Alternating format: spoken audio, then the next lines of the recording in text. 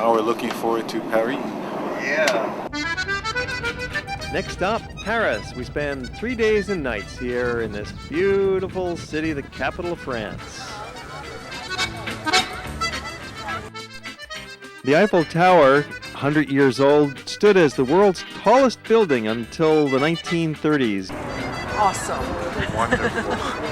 Everything I thought it was going to be, and plus more. The Grand Palace of Louis XIV. Okay, there's one. That's nice. That's very nice. And there's two.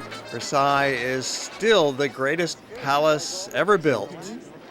And now we're going to take you from the Palace of Versailles to the Orsay Museum for a look at some great Impressionism. Here comes the train now.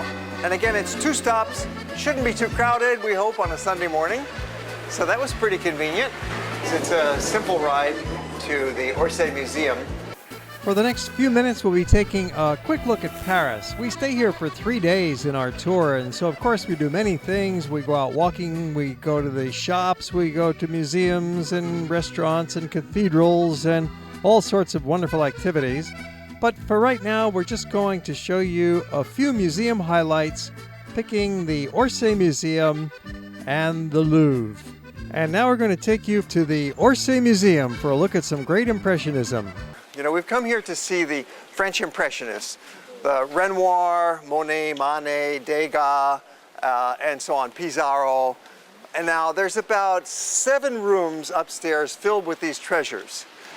I'll take you through a couple of rooms on the ground floor, which are the early works of the Impressionists, and those painters preceding the Impressionists as well, the Barbizon school. That was like 1840s through 60s. We'll do that together on the ground floor. And we'll see Olympia, Manet's Olympia. Then we'll take the escalators up, they're at the very back of the museum, to the top floor. When you come into the Orsay, it's nice to stop up here on this viewing platform and you get a lovely overview of the museum before proceeding into the Impressionist galleries. Degas, of course, a great painter of the post-Impressionist period. He was also a sculptor. And he sculpted the Little Dancer. That's one of his most famous pieces we see behind me here. Pissarro, the grand old man of the Impressionist movement. Just so wonderful, such beautiful paintings.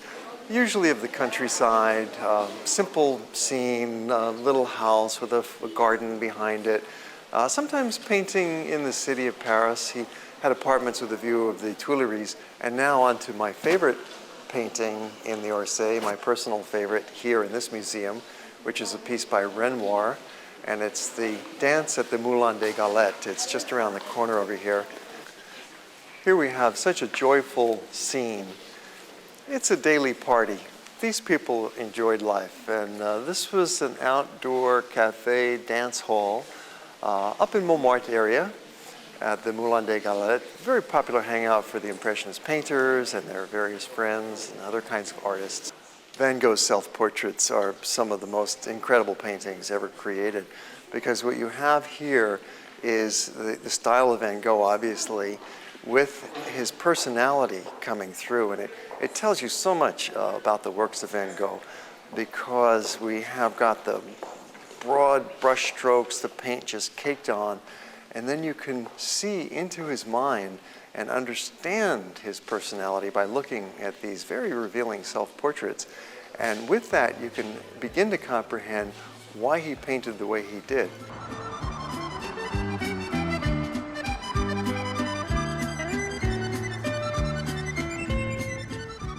I just wanted to give a few preliminary words about the visit. We'll take approximately 3 hours to go through it. And we're going to cover many of the great highlights of the museum. And fortunately today, all of the exhibits are open. We'll go to the main courtyard and up into the museum. As you see, this museum is fairly complicated, but that's why you're with me. I'm going to walk you through it all, and I'll do the navigating, and you don't have to worry about getting lost or anything like that. This is Cupid and Psyche. It's a statue by Canova. And he was an Italian sculptor around the time of Napoleon.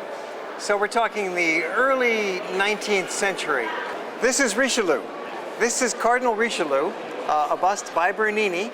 Now, Bernini came to Paris, and he came here for several reasons. One was to submit his plans for the redesign of the Louvre Palace, which I mentioned the other day. And while he was here, he did several sculptures, including a bust of Louis XIV. Okay, now we have a fine view of two statues by Michelangelo. These are called the Slaves, and they were to go with that massive tomb of Pope Julius II, which never was finished.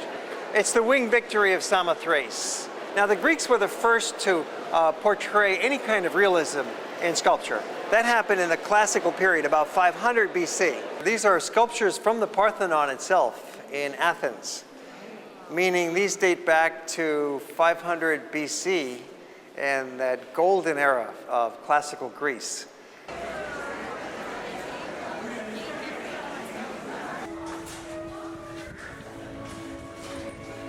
We all get on the same car.